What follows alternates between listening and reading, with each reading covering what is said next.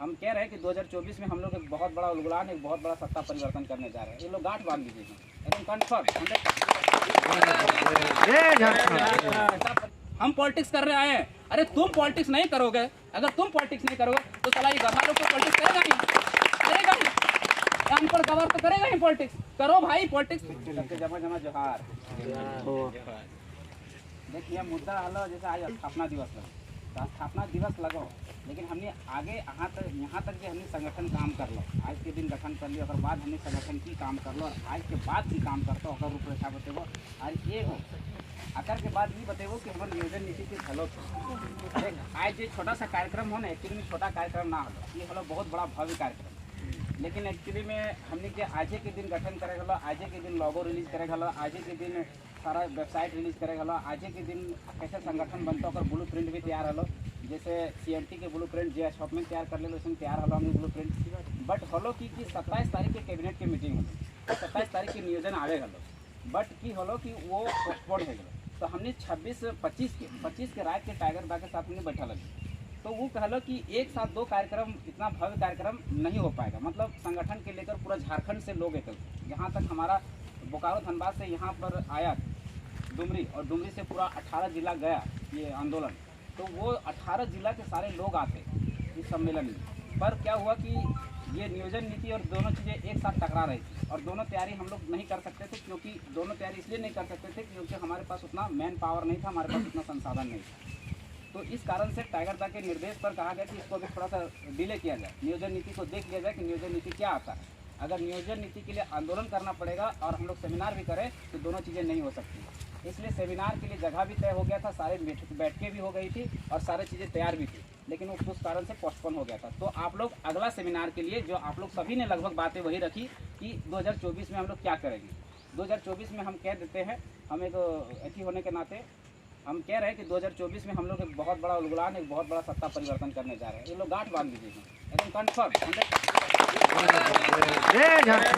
सत्ता परिवर्तन होगा, इसका एकदम लिखित प्रमाण दे सकते हैं। इसका ब्लूप्रिंट तैयार है, और ये ब्लूप्रिंट आप लोग को होली के जस्ट बाद, ये नियोजन नीति के आंदोलन के बाद, अगर नियोजन नीति का आंदोलन का रूपरेखा के साथ साथ हम लोग सेमिनार की रूपरेखा तैयार किए हुए हैं, उसका ब्लूप्रिंट भी तैयार है। सेमिनार जहाँ होगा आपको सोशल मीडिया के माध्यम से सूचना मिल जाएगा, और उस सेमिनार में सारा चीज़, जितना एक पार्टी लेवल से एक परिवर्तन, सत्ता परिवर्तन करने के लिए जितनी चीज़ें होती सब आपके सामने रखी जाएगी, और उसके तहत आपको एक योद्धा के रूप में काम करना है, ताकि हम लोग ये लड़ाई अपना, देखिए दो तरह का एक स्वार्थ होता है, एक निजी स्वार्थ होता है, एक सामाजिक स्वार्थ होता है। ये निजी स्वार्थ का लड़ाई नहीं, एक उलगुलान अपने भविष्य के निर्माण के लिए, ये टैगलाइन हमारा रहेगा। ये टैगलाइन आगे जाके बदल जाएगा कि एक वोट हमारा भविष्य के निर्माण के लिए। हमारे पास पेट्रोल नहीं है, डीजल नहीं है, मुर्गा नहीं है, दारू नहीं है, लेकिन मेरे पास एक विचारधारा है। उस विचारधारा को जन जन तक ले जाना है, हर महिला, हर पुरुष, हर वर्ग के साथ लेके जाना है, और उसी के तहत हम लोग लड़ेंगे। क्योंकि हमारे जो आगे, जो हमारे जो बाहुबल है, जो धन बल है, उससे हम लोग नहीं लड़ सकते, हम लोग विचारधारा से केवल लड़ सकते हैं। तो बाबा साहब अम्बेडकर भी कहे थे, शिक्षित बनो, संगठित रहो, संघर्ष करो, नया मिलेगा। हम लोग शिक्षित हो गए हैं, संगठित रहने की जरूरत है। संगठित के लिए एक संगठन तैयार किए हैं, झारखंडी भाषा खतियान संघर्ष समिति, इसके तहत संगठित होइए। संघर्ष जो आज हम सब काम छोड़ के जो यहाँ कर रहे हैं, ये संघर्ष है, हम लोग को न्याय मिलेगा, हम लोग को अधिकार मिलेगा, इसका हम गारंटी दे सकते हैं। दूसरी बात, एक बात कहा कि चाहे राजा राम हो, चाहे गौतम बुद्ध, चाहे राजा राम हो, चाहे गौतम बुद्ध, सबको लड़ने ही पड़े अपने अपने युद्ध। अगर आप खाना भी खाते हैं ना, तो उसके पहले अनाज उगाने के लिए माटी से लड़ना पड़ता है, और जब अनाज उगा लेते हैं तो उसको फिर बनाने के लिए, खाने के लिए उसको पहले बनाना पड़ता है, और बनाने के लिए चूल्हा चौकी से लड़ना पड़ता है। और जब उसको, अगर आप नीति नियमावली बना भी लेते हैं, तो नौकरी लेने के लिए आपको किताबों से लड़ना पड़ेगा। और किताबों से, और नौकरी लेने के लिए, नौकरी कैसे लीजिएगा जब नीति बनेगा, और नीति कौन बनाएगा? सरकार। तो सरकारों से, उसके लिए सरकारों से लड़ना पड़ेगा। तो फाइनली यही बात है कि आपको लड़ना ही है किसी भी कीमत पर। ये बातें हो गई। अगला ब्लूप्रिंट के बारे में तो बता ही दिए। अब नियोजन नीति में लूप हॉल कहाँ हुआ, ये हम बता रहे हैं। देखिए, नियोजन नीति में 28 राज्यों का, 18 राज्यों का हमने नियोजन नीति को पढ़ा, बहुत ध्यान से पढ़ा और बहुत सारे बारीकी से पढ़ा। हमें झारखंड की नियोजन नीति में एक चीज़ समझ में आई। क्या समझ में आई? आप जब भी देखिएगा, जब भी खोलिएगा, तो वहाँ लिखा रहता है भारत का नागरिक, और सब में लिखा रहता है, अगर बिहार का है तो उसमें लिखा रहता है भारत का नागरिक हो और बिहार का निवासी हो। छत्तीसगढ़ का पढ़े तो वही था, भारत का नागरिक हो, छत्तीसगढ़ का निवासी हो। मध्य प्रदेश का पढ़े तो वही लिखा हुआ था कि भारत का नागरिक हो, मध्य प्रदेश का निवासी, सभी का मतलब वो लिखा हुआ। लेकिन एक झारखंड एकमात्र था, जितना नियोजन नीति हम पढ़ चुके उसमें एकमात्र झारखंड था जिसमें भारत का नागरिक लिखा। हम बहुत गहन अध्ययन किए कि आखिर भारत का नागरिक क्यों, सब में निवासी है, इसमें क्यों। तो वहाँ पर एक लूप हॉल हमको समझ में आया। तो लूप हॉल क्या था, अरे साला हम तो परिभाषित ही नहीं कि झारखंडी है, कैसे आप जानेंगे झारखंडी है। गजब का लूप हॉल है, झारखंडी नहीं है इसलिए वो झारखंड का निवासी नहीं लिखा है। आप भारत का नागरिक हैं भी, आप परिभाषित नहीं है, आप आइडेंटिफाई नहीं है कि आप झारखंडी है कि नहीं। किस आधार पर बोलिएगा कि आप झारखंडी, वोटर कार्ड के आधार पर, आधार कार्ड के आधार पर नहीं बोल सकते, क्योंकि जो बांग्लादेश से घुसे हैं उसके पास भी वोटर कार्ड है, आधार कार्ड है, राशन कार्ड है, और जो बिहार से आए हैं, यूपी से आए हैं, उनके पास भी वोटर कार्ड, आधार कार्ड है। तो क्या वो झारखंडी हो गए? नहीं, आइडेंटिफाई किया है हर स्टेट, 18 स्टेट आइडेंटिफाई किया है। और उसको आइडेंटिफाई करने के लिए क्या किया पता है? सबसे पहले जो हम लोग मांग करते हैं खतियान, पहले बोला है कि खतियान, उसके बाद दूसरा चीज जोड़ा है कॉलम में भूमि संबंधी दस्तावेज, तीसरा जोड़ा है भाषा, चौथा जोड़ा है उसकी संस्कृति रीति रिवाज। ये चीजें जोड़ के अपने लोगों को परिभाषित किया है कि अगर कोई मराठी है तो पहले दिखाओ खतियान कि तुम्हारे पास मराठी है या भूमि संबंधी दस्तावेज। अगर वो नहीं है तो क्या आप भाषा और संस्कृति को जानते हैं? हाँ है, तो ठीक है आप मराठी हैं। गुजरात भी इसी तरह किया, बंगाल भी इसी तरह किया और इस तरह से आइडेंटिफाई कर दिया। लेकिन हम झारखंड में नहीं है, इसलिए हमारे पास हमारा क्या लिखता है? भारत का नागरिक। समझ में आ गया? सबसे बड़ा लूप हॉल। उसके बाद अब ये लोग क्या किया कि ये लोग जो जहाँ देखा कि बिहारी लोग, बाहरी लोग जहाँ कमजोर था, बोला जाता है कि जब सांप को मारना तो उसका डंडा में मारिए, कमरे टूट जाएगा। ये लोग हमको डंडे में मार दिए, कमरे तोड़ दिया। कैसे कमर तोड़ दिया? उसका क्या किया कि 2000 जो 60 का था, 60 और 40 को पॉलिसी को ला दिया, जो कहीं भी अन्य राज्य में सी और डी के नौकरियों में तेलंगाना और आंध्र प्रदेश जैसा राज्य है जो 371 डी के तहत स्पेशल प्रोविजन तहत बना के क्या किया, सी और डी में पूरी तरह 100% रिजर्व कर दिया। हम भी मांग करते हैं कि झारखंड में स्पेशल प्रोविजन होना चाहिए, क्योंकि ये इंडस्ट्रियल एरिया है, औद्योगिक क्षेत्र है, और जब औद्योगिक क्षेत्र होने के नाते यहाँ अतिक्रमण सबसे ज्यादा हुआ है। कोई भी डाटा उठा के देख लीजिए, कोई भी आंकड़ा उठा के देख लीजिए, अब विनर का पुस्तक उठा के देख लीजिए, अब सन्स ऑफ द सॉइल पढ़ के देख लीजिए, सभी ने कहा है कि यहाँ पर सबसे ज्यादा शोषण हुआ है, सबसे ज्यादा अतिक्रमण हुआ। तो जब हमारा हुआ है तो हम क्यों माने? तो हमारा भी स्पेशल प्रोविजन बनना चाहिए। और अगर स्पेशल प्रोविजन नहीं बनता है तो ये करना चाहिए कि सी और डी के नौकरियों में 95% हमारे लिए रिजर्व करना चाहिए, और 5% जो है स्पेशल बैरियर जो ओपन हम छोड़े उसको स्पेशल बैरियर यानी भाषा का बैरियर लगा के 5% को भी रोक देना चाहिए। 100% रुक जाएगा। जब भी कोई क्लेम करेगा हाई कोर्ट और सुप्रीम कोर्ट में तो हम दावा ठोक सकते हैं कि हम 95% अपने लोगों के लिए रिजर्व किए हैं और 5% बाहर के लोगों के लिए रोजगार दिए हैं। कभी खारिज नहीं होगा नियोजन नीति, कभी नहीं खारिज हो सकता, क्योंकि हम सुप्रीम कोर्ट को बता देंगे कि हम 100% रिजर्व किए ही नहीं है। सुप्रीम कोर्ट कहता है कि आप 100% रिजर्व नहीं कर सकते हैं, तो ठीक है हम 100% रिजर्व नहीं करते हैं, 5% छोड़ देते हो अपन, और 5% में भी भाषा का बैरियर लगा के उसको रोक देंगे। ऐसा ही बंगाल किया है, ऐसा ही गुजरात किया है, ऐसा ही महाराष्ट्र किया है, भाषा का बैरियर लगा के। जब ये बैरियर था तो सबसे पहले इन लोगों ने यही चीज को देखा। अब क्या हुआ, सरकार जो नियोजन नीति बनाई उसमें क्या करती थी कि हिंदी और इंग्लिश को हटा देते। देखिएगा दिमाग से कैसे खेला, हिंदी और इंग्लिश को हटा दिया था। जब सरकार का पक्ष का जो वकील आया मुकुल रस्तोगी एक दिन के फिल्म के सुनवाई का 30 लाख रुपया, 26 लाख केवल अकेले लेता था और 4 लाख रुपया असिस्टेंट टीम उसकी लेती थी। सरकार के पक्ष से वकील आई थी। जब जज के सामने ये नियोजन नीति का मामला गया, जब वहां पहुंचा तो सरकार के पक्ष का वकील जो है मुकुल रस्तोगी उतार दिया। आपने तो दिल्ली में बैठ के सारा सुनवाई को किया, उसके बाद उतार दिया। अब इसका असिस्टेंट लोग क्या बोला, जवाब मांगा कि ठीक है, सरकार से जवाब मांगा किस आधार पर आप हिंदी इंग्लिश को हटा दिए। बोला कि नहीं, हम क्षेत्रीय भाषाओं को संरक्षण देने के लिए, उसका महत्व देने के लिए हम इन भाषाओं को हटा दिए।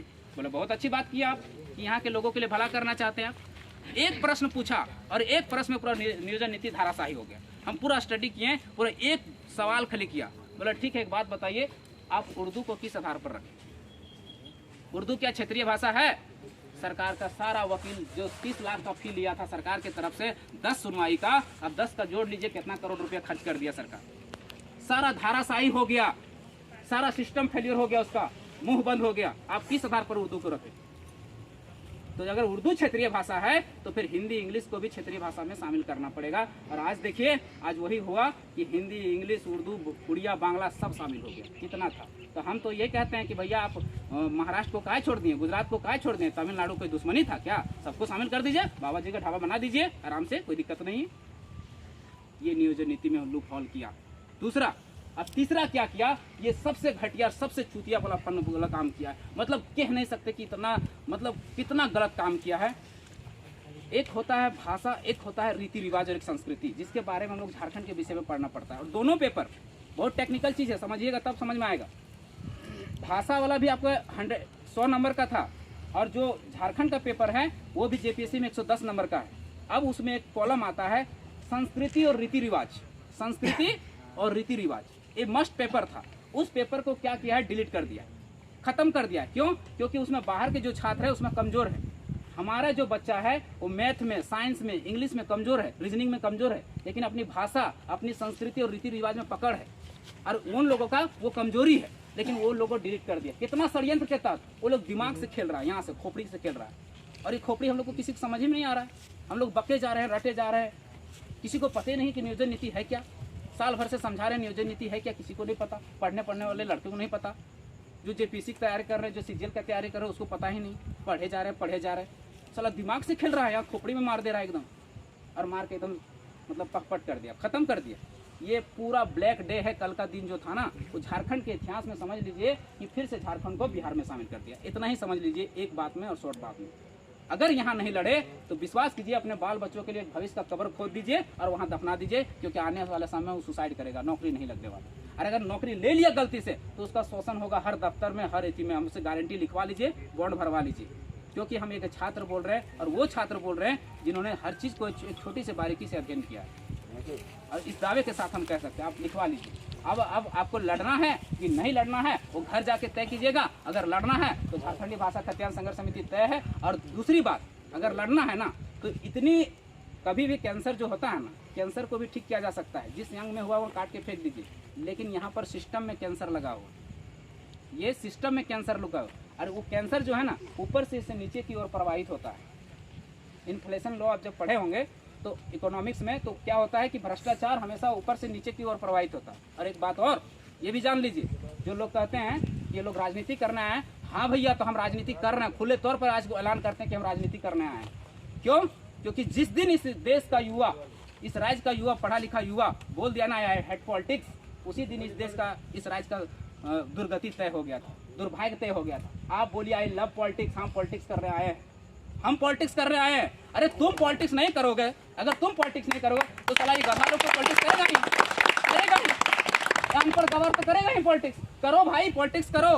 तुम पॉलिटिक्स में इंटरेस्ट लो या ना लो, पॉलिटिक्स तुम पर इंटरेस्ट लेता है। और पॉलिटिक्स से अर्थव्यवस्था चलती है, और अर्थव्यवस्था से पूरा देश, पूरा दुनिया चलती है। तो संचालित कहाँ से हो रही समझिए, लूप होल कहाँ है वहाँ से समझिए। आप पॉलिटिक्स कीजिए, कितना ही पीएचडी किए हुए हैं, पीजी किए हुए हैं, लेकिन पॉलिटिक्स कीजिए।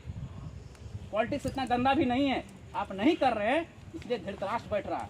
अब जब धृतराष्ट्र बैठेगा तो महत्वाकांक्षी तो होगा ना भैया। आंख में पट्टी तो वो बंधा नहीं है कि खोल दे कभी भी, वो तो अंधा है, दिख तो नहीं रहा है। आपको तो कम से कम दिख रहा है कि कहाँ लूप हॉल हो रहा है। तो आप जितना युवा पीढ़ी है सब पॉलिटिक्स कीजिए, सब पॉलिटिक्स कीजिए, पॉलिटिक्स में इंटरेस्ट लीजिए। और अगर आप पॉलिटिक्स में इंटरेस्ट नहीं लेते हैं तो पॉलिटिक्स आप पे इंटरेस्ट ले रही है। आप पर कितना टैक्स लगाना है वो पॉलिटिक्स तय करती है। 18% लगाना है कि 12% लगाना है कि 5% लगाना है कि 0% लगाना है तो सरकार तय करती है, वो पॉलिटिक्स तय करती है। इसलिए पॉलिटिक्स कीजिए। हम भी यही सोच रहे थे 2021 से पहले। हमारे आलोक दा बैठे हुए हैं, बहुत ही अभी जेपीएससी मेंस में गए, छट गए, दोनों साथ में ही एग्जाम दिए थे। भले 248 नंबर के कट ऑफ में हम किस विवाद के कारण हम बाहर हो गए और वो ज्वाइन ले लिए, लेकिन पॉलिटिक्स में हम भी सोच रहे थे सबसे गंदा काम। लेकिन जब हम देखे ना, जब शोषण हुए, पीड़ित हुए ना, तब हमें एहसास हुआ कि नहीं, पॉलिटिक्स करना चाहिए, पॉलिटिक्स करना चाहिए। और हर बच्चा को पॉलिटिक्स सीखना चाहिए, क्योंकि पॉलिटिक्स ही चला रहा है इस देश को, इस अर्थव्यवस्था को। बस इतना ही कहेंगे कि आप यहाँ से गांठ बांध लीजिए कि 2024 में हम लोग एक बहुत बड़ा सत्ता परिवर्तन करने जा रहे हैं, और इसके लिए पूरे ब्लूप्रिंट तैयार हो गई है। आप खाली एक साथ देने की जरूरत है। धन्यवाद। जोहार।